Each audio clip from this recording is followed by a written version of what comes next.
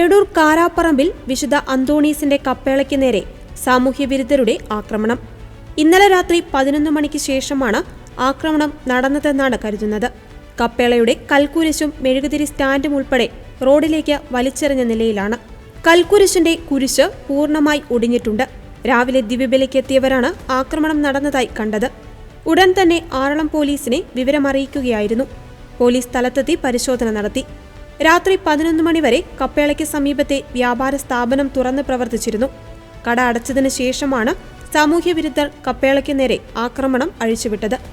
സംഭവസ്ഥലത്തെ പോലീസിന്റെ ക്യാമറ പ്രവർത്തനരഹിതമായതുകൊണ്ട് മറ്റ് വ്യാപാര സ്ഥാപനങ്ങളിലെ CCTV ക്യാമറകൾ പോലീസ് പരിശോധിച്ചു വരികയാണ്. കഴിഞ്ഞ 25 വർഷമായി എടൂർ കീഴ്പള്ളി റോഡിൽ സ്ഥിതി ചെയ്യുന്ന കപ്പേളയ്ക്ക് നേരെ നടന്ന ആക്രമണത്തിൽ കടുത്ത പ്രതിഷേധമാണ് ഉയരുന്നത്.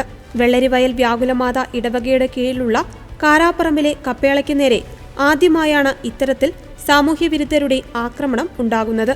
വിശുദ്ധ അന്തോണീസിന്റെ കപ്പേളയ്ക്ക് നേരെ നടന്ന സാമൂഹ്യവിരുദ്ധരുടെ ആക്രമണത്തിൽ പ്രതിഷേധിച്ച് ഇന്ന് വൈകുന്നേരം 5:30 വെള്ളരിവയൽ ഇടവകയുടെയും പ്രദേശവാസികളുടെയും നേതൃത്വത്തിൽ കാരാപ്പറമ്പിൽ പ്രതിഷേധ മാർച്ചും പൊതുയോഗവും സംഘടിപ്പിക്കുമെന്ന് ഇടവക വികാരി ഫാദർ ആന്റണി അറക്കൽ പറഞ്ഞു.